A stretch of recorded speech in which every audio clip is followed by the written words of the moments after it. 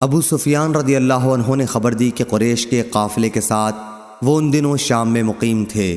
یہ قافلہ اس دور میں یہاں تجارت کی غرض سے آیا تھا، جس میں حضرت صلی اللہ علیہ وسلم اور کفار قریش میں باہم صلح ہو چکی تھی، صلح حدیبیہ۔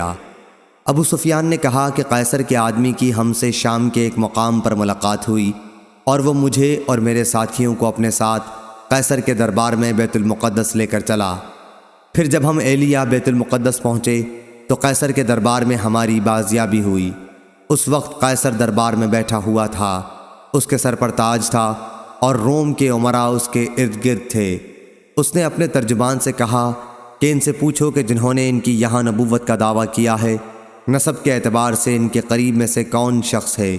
ابو سفیان نے کہا کہ میں نے کہا میں نسب کے اعتبار سے ان کے زیادہ قریب ہوں۔ قیصر نے پوچھا تمہاری اور ان کی قرابت کیا ہے؟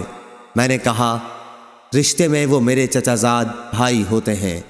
اتفاق تھا کہ اس مرتبہ قافلے میں میرے سوا بنی عبد مناف کا اور آدمی موجود نہیں تھا۔ قیصر نے کہا کہ اس شخص ابو سفیان رضی اللہ عنہ کو مجھ سے قریب کر دو، اور جو لوگ میرے ساتھ تھے اس کے حکم سے میرے پیچھے قریب میں کھڑے کر دیے گئے۔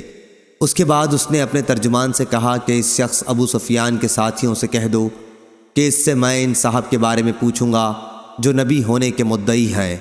اگر یہ ان کے بارے میں کوئی جھوٹ بات کہے تو تم فوراً اس کی تکذیب کر دو۔ ابو سفیان نے بیان کیا کہ خدا کی قسم اگر اس دن اس بات کی شرم نہ ہوتی کہ کہیں میرے ساتھی میری تکذیب نہ کر بیٹھیں تو میں ان سوالات کے جوابات میں ضرور جھوٹ بول جاتا جو اس نے حضرت صلی اللہ علیہ وسلم کے بارے میں کیے تھے، لیکن مجھے تو اس کا خطرہ لگا رہا کہ کہیں میرے ساتھی میری تکذیب نہ کر دیں، اس لیے میں نے سچائی سے کام لیا۔ اس کے بعد اس نے اپنے ترجمان سے کہا اس سے پوچھو کہ تم لوگوں میں ان صاحب کا نسب کیسا سمجھا جاتا ہے؟ میں نے بتایا کہ ہم میں ان کا نسب بہت عمدہ سمجھا جاتا ہے۔ اس نے پوچھا اچھا یہ نبوت کا دعویٰ اس سے پہلے بھی تمہارے یہاں کسی نے کیا تھا؟ میں نے کہا کہ نہیں۔ اس نے پوچھا کیا اس دعویٰ سے پہلے ان پر کوئی جھوٹ کا الزام تھا؟ میں نے کہا کہ نہیں۔ اس نے پوچھا ان کے باپ دادوں میں کوئی بادشاہ گزرا ہے؟ میں نے کہا کہ نہیں۔ اس نے پوچھا تو اب بڑے امیر لوگ ان کی اتباع کرتے ہیں یا کمزور اور کم حیثیت کے لوگ؟ میں نے کہا کہ کمزور اور معمولی حیثیت کے لوگ ہی ان کے زیادہ تر ماننے والے ہیں۔ اس نے پوچھا کہ اس کے ماننے والوں کی تعداد بڑھتی رہتی ہے یا گھٹتی جا رہی ہے؟ میں نے کہا جی نہیں، تعداد برابر بڑھتی جا رہی ہے۔ اس نے پوچھا کوئی ان کے دین سے بیزار ہو کر اسلام لانے کے بعد پھر بھی گیا ہے کیا؟ میں نے کہا کہ نہیں۔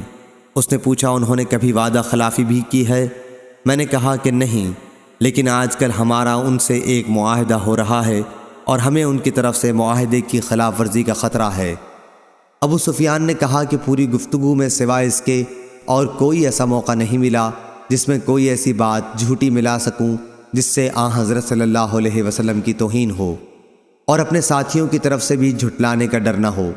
اس نے پھر پوچھا کیا تم نے کبھی ان سے لڑائی کی ہے یا انہوں نے تم سے جنگ کی ہے؟ میں نے کہا کہ ہاں۔ اس نے پوچھا تمہاری لڑائی کا کیا نتیجہ نکلتا ہے؟ میں نے کہا لڑائی میں ہمیشہ کسی ایک گروہ نے فتح نہیں حاصل کی، کبھی وہ ہمیں مغلوب کر لیتے ہیں اور کبھی ہم انہیں۔ اس نے پوچھا وہ تمہیں کن کاموں کا حکم دیتے ہیں؟ کہا ہمیں وہ اس کا حکم دیتے ہیں کہ ہم صرف اللہ کی عبادت کریں اور اس کا کسی کو بھی شریک نہ ٹھہرائیں۔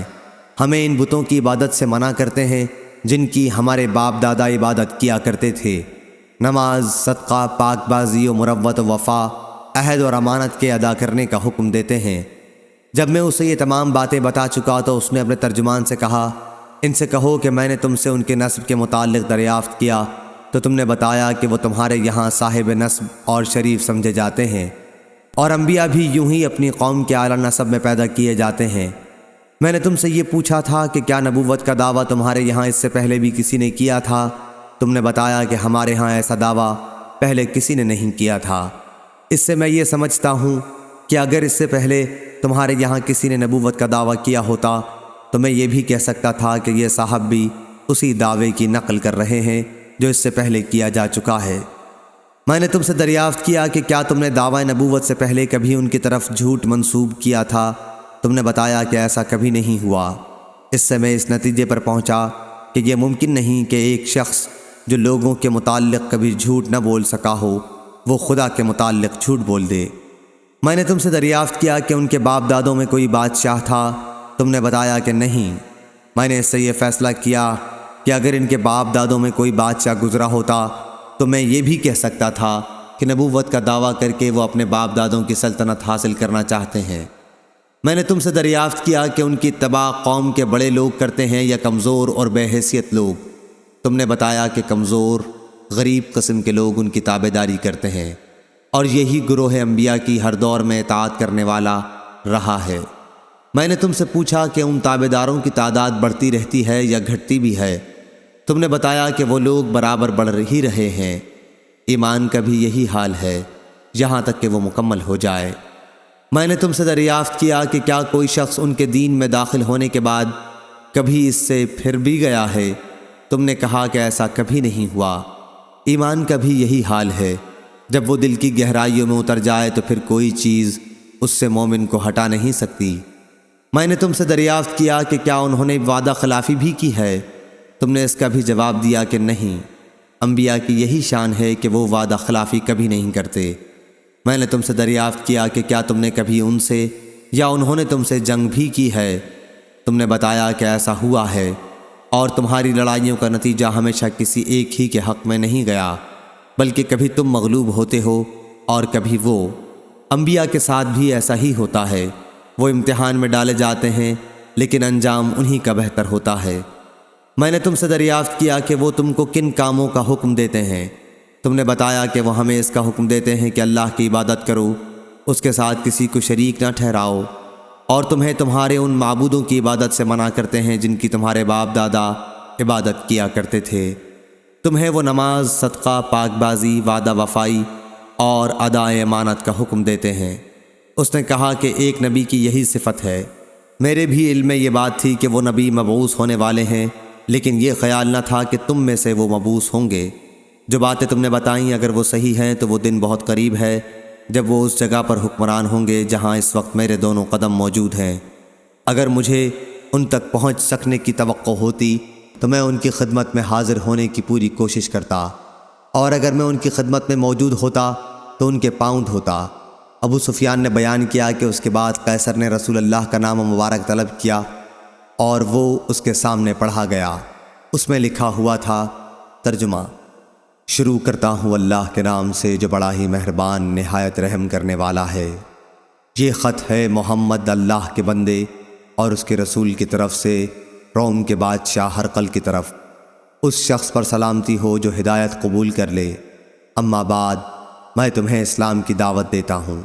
اسلام قبول کرو، تمہیں بھی سلامتی و امن حاصل ہوگی، اور اسلام قبول کرو، اللہ تمہیں دوہرا اجر دے گا، ایک تمہارے اپنے اسلام کا اور دوسرا تمہاری قوم کے اسلام کا جو تمہاری وجہ سے اسلام میں داخل ہوگی۔ لیکن اگر تم نے اس دعوت سے منہ موڑ لیا تو تمہاری رعایا کا گناہ بھی تم پر ہوگا۔ اور اے اہل کتاب، ایک ایسے کلمے پر آ کر ہم سے مل جاؤ جو ہمارے اور تمہارے درمیان ایک ہی ہے، یہ کہ ہم اللہ کے سوا اور کسی کی عبادت نہ کریں، نہ اس کے ساتھ کسی کو شریک ٹھہرائیں، اور نہ ہم میں سے کوئی اللہ کو چھوڑ کر آپس میں ایک دوسرے کو پروردگار بنائے۔ اب بھی اگر تم منہ موڑتے ہو تو اس کا اقرار کر لو کہ اللہ تعالیٰ کے واقعی فرما بردار ہم ہی ہیں۔